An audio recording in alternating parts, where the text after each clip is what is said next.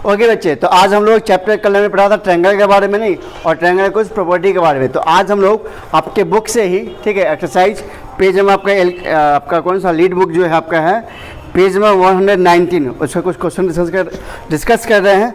तो आप लोग एक क्वेश्चन आपने पूछ सकते हो जो आपको नहीं आता है। अभी हम लोग क्वेश्चन डिस्कस कर रहे हैं 1.12 से। ऐसे हम लोग डाउन और अक्रॉस सॉल्व कर चुके हैं। यदि आपको कोई कन्फ्यूजन हो तो आप पूछ सकते हो। जैसे पहला क्वेश्चन दिया हुआ है, चलिए हम लोग फिर से सॉल्व कर लेते हैं। Solve the crossword. तो फर्स्ट क्वेश्चन दिया हुआ है कि an altitude is a line segment that is drawn from vertex and is dash to opposite side. क्या जाएगा? पैरेलल। तो पहला आंसर क्या जाएगा हमारा क्रॉसवर्ड का, ठीक है, क्रॉसवर्ड का पहला आंसर क्या जाएगा? वर्टेक्स आ जाएगा। और सेकंड क्या जाएगा? हाँ, परपेंडिकुलर, ठीक है। ओके, नाउ सेकंड बताइए। तो आपका पहला जो आपका पेज नंबर 119 का जो है first question, solve the crossword. तो उसमें एक डाउन है और एक क्या आपका अक्रॉस है, ठीक है, पेज नंबर 119 का। तो हम लोग फर्स्ट जो बता रहे हैं ऑप्शन ए का, ए जो आपका पहला है ए, ठीक है, उसका ये दोनों आंसर हो जाएगा फिल इन द ब्लैंक्स में। उसके बाद सेकंड क्या है? बी का। बी का क्या है? क्वेश्चन कह रहा है ए triangle with two sides equal, जिसके ऐसा ट्रायंगल जिसमें दो साइड क्या इक्वल हो, उसे हम क्या बोलते हैं? आइसोसेलेस। Very good. तो यहाँ पर जाएगा आइसोसेलेस, ठीक है। उसके बाद सी क्या हो जाएगा?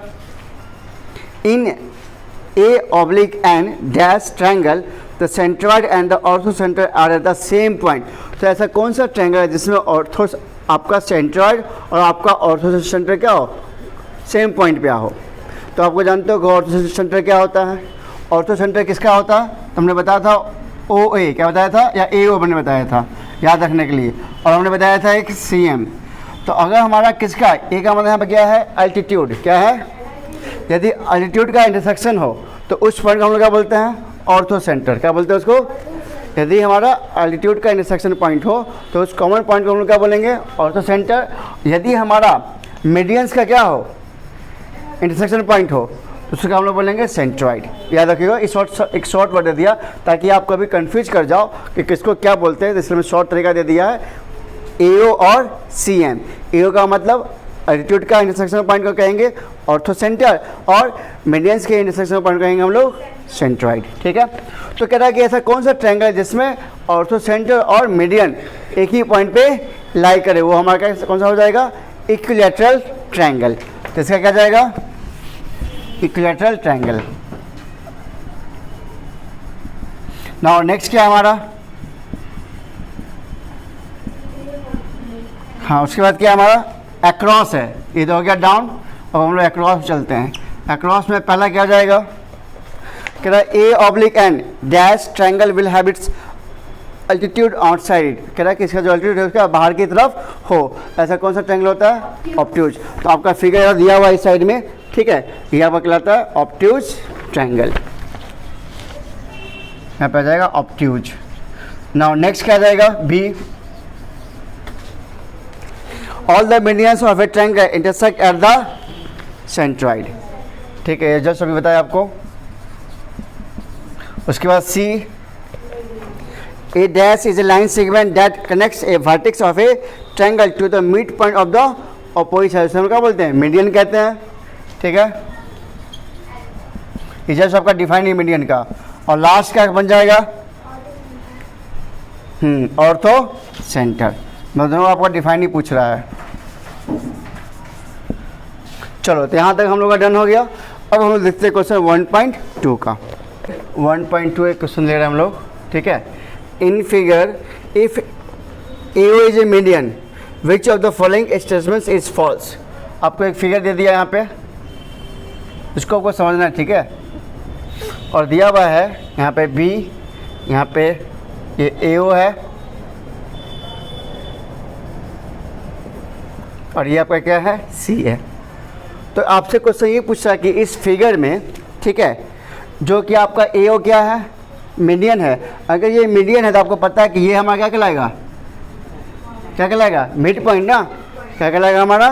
अगर ए ओ मीडियन, इसका मतलब हमें क्या समझना है कि इसके इस वर्टेक्स के जो अपोजिट पॉइंट देख रहे हो ओ, ये कहलाता है इसका मिड पॉइंट, और ये और क्या होगा आपस में इक्वल, तो मतलब ओ भी इक्वल क्या जाएगा ओ सी। ये हमको दिया हुआ है, ये कैसे आया, क्योंकि हमें दिया हुआ कि ए ओ क्या है मीडियन है। तो आपको याद रखना होगा इस बात को कि हमें ये समझना होगा अगर ये प्रॉपर्टी है तो इसका ये कंडीशन होगा, ये आप याद रखोगे। अगर ये दिया हुआ कंडीशन तो इसका ये प्रॉपर्टी होगा, सिंपल सी बात। अगर हमने कहा कि ए ओ मीडियन है, इसका मतलब आपको क्या समझना है, अगर ए ओ मीडियन है तो इसके वर्टेक्स ये हो गया, इसका अपोजिट साइड ये होगा, इस अपोजिट साइड को मिड पॉइंट को टच कर रहा है, इसका मतलब ये और ये पार्ट क्या होगा आपस में इक्वल होगा। इतनी बात सबको समझ में आया। चलो अब आगे क्या करें, क्वेश्चन हम लोग समझते हैं। ये तो हमारा प्रॉपर्टी के द्वारा उन्होंने लिख लिया। अब आगे करा, आपको 4 ऑप्शन दे दिया। अब आप लोग बताओगे, यहाँ दिया पहला दिया B O equal to O C. B O मतलब ओ बी बोलो या बी ओ, बात तो एक ही हुआ, बी ओ या ओ बी, जो भी आप लोग इसको डिट करो। तो हम इसको बी ओ लिख लेते हैं, चलो जो बुक में लिखा उसी को लिख लेते हैं। तो बी ओ इक्वल टू क्या जाएगा ओ सी ले दिया, चलो B O equal to O C. तो फर्स्ट ऑप्शन दिया है B O equal to O C, ये तो सही है आपका है। फिर आगे लिखा है बी सी, फिर क्या लिखा है B C equal to O C, to O C, बिल्कुल सही है। पूछो कैसे, देखो क्या इसको हम ऐसे लिख सकते हैं क्या, देखो तो 2 ओ सी लिखा हुआ है ना, इसका मतलब क्या हुआ ओ सी या प्लस ओ सी हो जाएगा, होगा। और एक ओ सी किसके इक्वल है बी ओ, तो यहाँ पे बी ओ लिख दो। अब B O plus O C, B O plus O सी हमें क्या देगा बी सी, ये पार्ट और प्लस ये पार्ट हमें क्या देगा बी सी देगा। तो लिखा होगा 2 ओ सी, क्या लिखा हुआ था 2 ओ सी, तो हमने इसको क्या लिखा ओ सी प्लस ओ सी।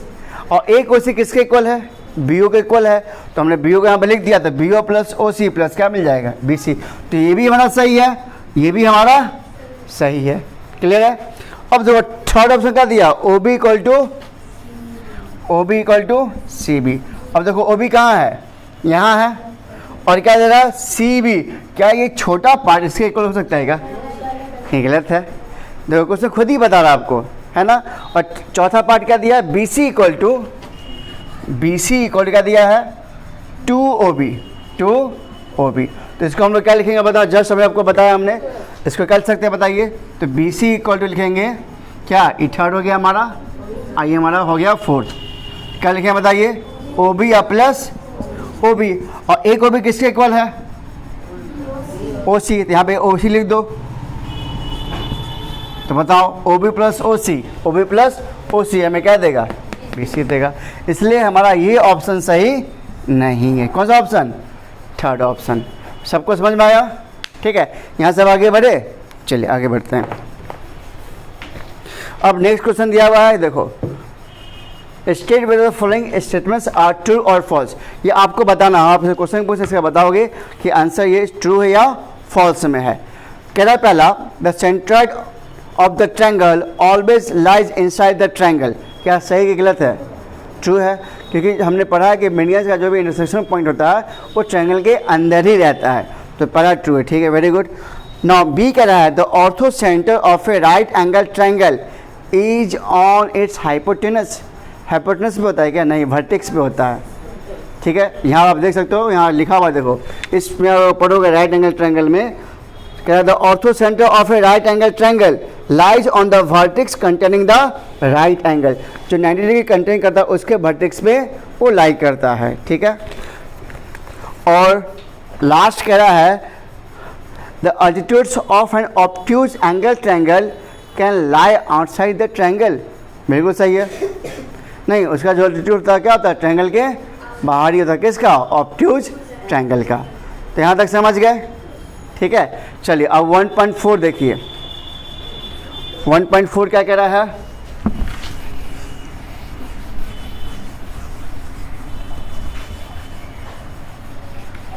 क्वेश्चन पढ़िए आप लोग। 1.4 क्या कह रहा है आपसे, हाँ ड्रॉ ए आइसोसेलेस ट्रायंगल, कह रहा है ड्रॉ एन आइसोसेलेस ट्रायंगल। तो आपको आता है ड्रॉ करने, तो चलो अपने में से एक ड्रॉ कर ले ट्रायंगल को, ठीक है।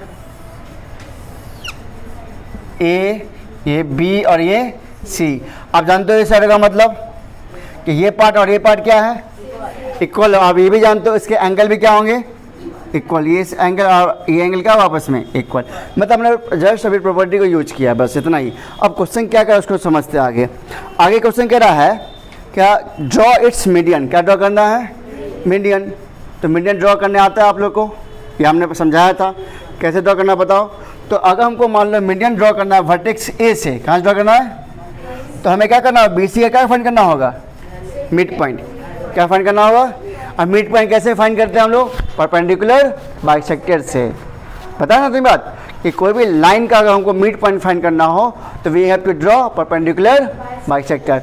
और आपको आता है बाइसेक्टर ड्रॉ करने, आधे से क्या लेना है, ज़्यादा लेना है, नीचे और ऊपर। फिर इस पॉइंट को रख के कट कर लोगे, जहाँ कट कर वहाँ से लाइन को नहीं, बस आपको यहाँ पर एक पॉइंट और कर लेना है और इस पॉइंट का इस वर्टेक्स से मिला दोगे, मिड पॉइंट मिल जाएगा। तो हमने मान लो यहाँ से मिड पॉइंट हो गया, ठीक है, मार्कर भी नहीं चल रहा अभी, यहाँ से मिड पॉइंट हो गया, इसको यहाँ से ड्रॉ कर लीजिए। तो ये पार्ट और ये पार्ट क्या आपस में इक्वल है। अब आगे क्या कह रहा है, and it's altitude on the unequal side. और क्या बोल रहा है, साइड पे क्या ड्रॉ करना, अल्टीट्यूड भी ड्रॉ करना। अब मतलब यहीं से 90 डिग्री ड्रॉ कर लो यहाँ से, क्योंकि ये तो दोनों इक्वल साइड में हो गया, ये दोनों क्या हो गया, तो आपको यहीं से ड्रॉ करना हो क्या, परपेंडिकुलर। ठीक है, तो इसका मतलब क्या कि आपने पहले मीडियन ड्रॉ कर लिया और कह रहा है कि आप उसके अनइक्वल साइड से क्या ड्रॉ करना है, परपेंडिकुलर ड्रॉ करना है। मतलब आपको मिडिल पॉइंट पे यहीं पर रख के आर्क ड्रॉ कर लो। पहले यहाँ से ऐसे ड्रॉ करोगे, फिर 60 काटोगे, फिर 60 काटोगे, ऊपर कट करके यहाँ से ड्रॉ कर लो 90 समझ में आया कैसे करना है। मतलब आपको यहीं पे आर्क लेके ऐसे ड्रॉ करना घुमा के, ठीक है। यहाँ से पहला कट करोगे 60, फिर यहाँ से कट करोगे 60 और फिर ऊपर और फिर यहाँ से नीचे, तो यहीं पे आ जाएगा। मतलब आप यहीं से मीडियन बन जाएगा और यहीं से हमारा 90 डिग्री बन जाएगा, सेम बन जाएगा, ठीक है। अब आगे क्या कह रहा है, कह रहा है and verify that the median and the altitude drawn on the unequal side of an isosceles triangles are the same। Simple. जब आप ड्रॉ करोगे तो आपको दिखेगा कि आपका मीडियन भी सेम आ रहा है और एल्टीट्यूड भी सेम आ रहा है। इसका मतलब यहाँ से एक कंसेप्ट ये निकला कि आइसोसेलेस ट्रायंगल के अगर वर्टेक्स से उसके अपोजिट साइड पर अगर हम लोग ड्रॉ करते हैं मीडियन, तो साइड में क्या करता है, बाइसेक्ट करता है। और यदि हम उसी वर्टेक्स से आइसोसेलेस ट्रायंगल के अंदर उसी वर्टेक्स से अगर हम ड्रॉ करते हैं परपेंडिकुलर, तो भी क्या करता है, साइड को बाइसेक्ट करता है, उसके अपोजिट साइड को क्या करेगा, बाइसेक्ट करेगा। मतलब अगर हम कभी भी आइसोसेलेस ट्रायंगल के अंदर अगर मीडियन ड्रॉ करें तो ये पार्ट बराबर ये पार्ट होगा नहीं। अगर यहाँ पर हम नाम देते ओ, तो ओ भी लिखा जाएगा ओ सी। यदि या हम आइसोसेलेस ट्रायंगल से यदि हम ड्रॉ करें परपेंडिकुलर, तो भी ये पार्ट और ये पार्ट क्या होगा, आपस में इक्वल होगा। ये हमारा एक क्या है, कंसेप्ट है। याद रहेगा सबको। क्या उन्होंने बताया कि यदि एक आइसोसेलेस ट्रायंगल हो जिसमें दो साइड क्या होते हैं, इक्वल होते हैं, यदि उसके अपोजिट साइड पे, अपोजिट साइड समझ लो ना, मतलब अनइक्वल साइड पे यदि हम ड्रॉ करते क्या, मीडियन या परपेंडिकुलर, तो उसके उस अनइक्वल साइड को क्या करता है, डिवाइड करता है इक्वल पार्ट्स में। क्लियर है, आप लोग समझे हमने क्या बोला, क्या बोला आप बताओ। मीडियन या परपेंडिकुलर, या भाई एल्टीट्यूड किस कौन सा साइड पे, हाँ मतलब ये अनइक्वल साइड कह लो, तो वो क्या करता है, उसको डिवाइड करता है इक्वल पार्ट्स में। तो ये हमारा कंसेप्ट है, ये हमारा थ्योरम है, ठीक है। इसका मतलब हमने ये समझ याद रखना पड़ेगा कि आइसोसेलेस ट्रायंगल में यदि उसके वर्टेक्स से ड्रॉ करता है परपेंडिकुलर, तो क्या करता है, उसके साइड को बाइसेक्ट करेगा। ठीक है यहाँ तक, चलो तो चैप्टर कंप्लीट। अच्छा एक और क्वेश्चन बच गया।